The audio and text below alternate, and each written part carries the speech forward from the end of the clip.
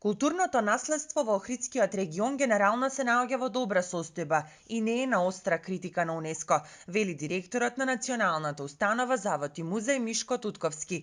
Проблем, вели тој, се надградбите на куќите, тераси, сончеви колектори, болјари, лимени покриви и промената на староградската култура кај голем дел од куќите во стариот дел на градот, кои организацијата одамна ги обележала за отстранување, бидејќи ја наградуваат архитектурата. Генерално зборувано, културното наследство е во добра состојба. Значи, и тоа не е она што го нотира УНЕСКО, него повеќе имаме проблеми со некои надградби, доградби, диви градби и недозволени елементи кои се додаваат на најчесто на староградските куќи, како што можете и тука да видите од стариот град. Голем дел од куќите имаат сателитски антени, имаат колектори, сончеви, имаат сончеви болјери и така натаму, клими кои што ги поставуваат, а сето тоа не е дозволено и тие ќе мора да ги отстранат понатаму.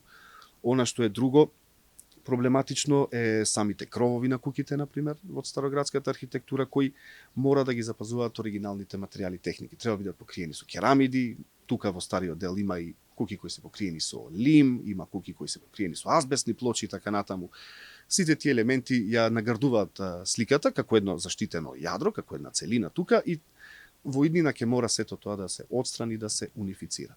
Тутковски смета дека на следната сесија УНЕСКО нема да пресуди во наша полза, но дека тоа пак и не значи дека регионот ќе биде избришан од листата на заштитени светски наследства. Проблемите кои произлегуваат не се вчерашни, него се веќе би рекол 3 децении, се таложат, се зголемуваат и се зголемуваат секоја година. Сега веќе е дојдено до една ситуација во која мислам дека и УНЕСКО и сите надлежни таму од комитетот кои ќе гласаат фактички за таа одлука, дека нема да пресудат во наша полза. Тоа сепак не значи дека ќе не избришат од листата на УНЕСКО, нели, меѓутоа ќе не стават на листата на опасност.